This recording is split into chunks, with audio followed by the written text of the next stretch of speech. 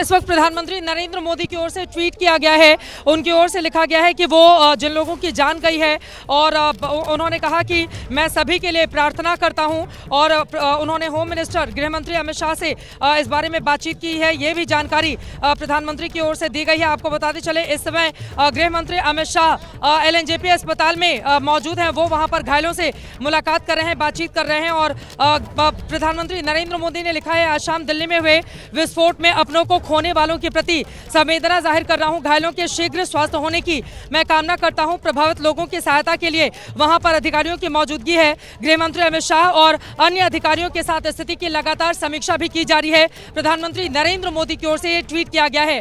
आपको बताते चले जैसे ही ब्लास्ट की खबर सामने आई, प्रधानमंत्री नरेंद्र मोदी ने अमित शाह गृह मंत्री से बातचीत की और इस वक्त विशाल पांडे हमारे सहयोगी एलएनजेपी अस्पताल से जुड़ चुके हैं। विशाल, क्या जानकारी, क्या खबर? इस समय गृह मंत्री घायलों से मुलाकात कर रहे हैं। विशाल, एलएनजेपी से निकल गए हैं, एलएनजेपी से निकल चुके हैं, वो तस्वीरें सामने आएंगी। एलएनजेपी से निकल गए हैं विशाल, अब घटनास्थल पर पहुंचेंगे गृह मंत्री। विशाल, और यहाँ पर गृह मंत्री अमित शाह ने बिल्कुल गृह मंत्री अमित शाह एलएनजेपी अस्पताल से अब सीधे घटनास्थल पर पहुंचेंगे, वहां का जायजा लेंगे, अधिकारियों से बातचीत करेंगे और तस्वीरें आपको दिखाता हूं। अमित शाह यहां से निकल रहे हैं, मीडिया से बातचीत भी करेंगे और क्योंकि थोड़ी देर पहले गृह मंत्री अमित शाह ने एक बयान जारी कर यह कहा कि उन्होंने पूरे घटना की जानकारी ली है, दिल्ली पुलिस कमिश्नर से बातचीत की है, इसके साथ ही साथ एनआईए और एनएसजी की टीम भी मौके पर पहुंची हुई है। हर एंगल से पूरे मामले की जांच की जा रही है कि ब्लास्ट के पीछे क्या कारण हो सकता है और फिलहाल गृह मंत्री अमित शाह एलएनजेपी अस्पताल से थोड़ी देर में निकलने वाले हैं। यहां पर घायलों का हालचाल जाना है गृह मंत्री अमित शाह ने। प्रधानमंत्री नरेंद्र मोदी ने भी गृह मंत्री अमित शाह से बातचीत कर पूरे हालात का जायजा लिया है, स्थिति को मॉनिटर किया और आप देखिए अब गृह मंत्री अमित शाह यहां से निकलने वाले हैं, सीधे घटनास्थल पर पहुंचेंगे जहां पर दिल्ली पुलिस के अधिकारियों के साथ वो बातचीत करेंगे और घटना की पूरी जानकारी लेंगे क्योंकि ये लाल किले के पास में जो ब्लास्ट हुआ है उसके बाद से ही दिल्ली पुलिस की पूरी टीम मौके पर पहुंची हुई है जहां पर आप चित्रा इस वक्त मौजूद हैं और अब फिलहाल गृह मंत्री अमित शाह यहां से सीधे घटनास्थल पर पहुंचेंगे। हर एंगल से एजेंसियां जांच कर रही हैं। दिल्ली में एक तरह से देखा जाए तो चौकसी बढ़ा दी गई है, आसपास के राज्यों में भी अलर्ट किया गया है, लेकिन अब गृह मंत्री अमित शाह यहां पर थोड़ी देर में बयान दे सकते हैं जिसके बाद सीधे घटनास्थल के लिए रवाना होंगे और आप इन तस्वीरें देखिए। फिलहाल गृह मंत्री अमित शाह एलएनजेपी अस्पताल से निकलने वाले हैं। प्रधानमंत्री नरेंद्र मोदी ने भी थोड़ी देर पहले ट्वीट कर जो ब्लास्ट हुआ है, जिन्होंने अपनों को खोया है, उस पर दुख जताया है। उन्होंने लिखा है गृह मंत्री अमित शाह से फोन पर बातचीत हुई है और गृह मंत्री अमित शाह ने भी बयान जारी किया जिसके बाद सीधे वो एलएनजेपी अस्पताल में इस वक्त पहुंचे हुए हैं और यहां से थोड़ी देर में निकलकर उस जगह पर पहुंचेंगे जहां पर शाम 6:50 पर आज ब्लास्ट हुआ। चित्रा,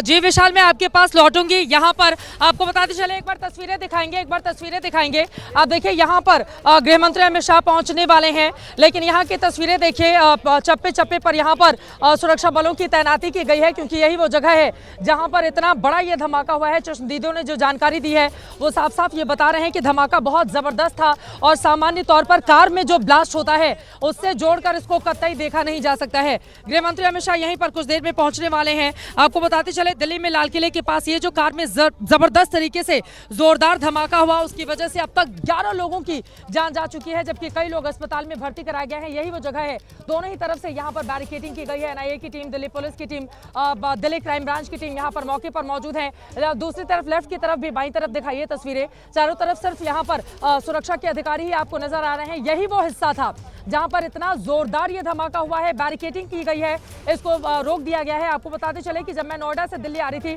ये पूरा का पूरा हिस्सा, आमतौर पर ये जो पूरा इलाका है यानी कि लाल किले के ठीक बाहर वाला इलाका पूरी तरह से जाम रहता है, गाड़ियां खचाखच यहाँ पर भरी रहती हैं। जब यहाँ से होते हुए हम आगे आ रहे थे, जगह जगह खून के थक्के अभी भी वहां पर फैले हुए, अब से आधे घंटे के ठीक पहले हमने देखा खून के थक्के वहां पर चारों तरफ फैले हुए हैं और कुछ लोग यहाँ से जा रहे हैं। आपको बताते चले कि कुछ ऐसे अधिकारी होंगे। आप लोग सर कहाँ जा रहे हैं? अंदर आप लोग? नहीं।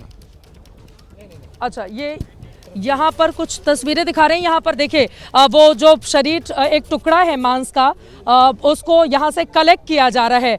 फॉरेंसिक टीम यहाँ पर आप देखिए, यहाँ पर जो टुकड़ा है उसको कलेक्ट किया जा रहा है। यहाँ पर मांस का टुकड़ा आप देख पा रहे हैं, किसी व्यक्ति के शरीर का ये टुकड़ा होगा, क्योंकि जब जोरदार धमाका हुआ था तो लोगों के शरीर के परखच्चे उड़ गए थे।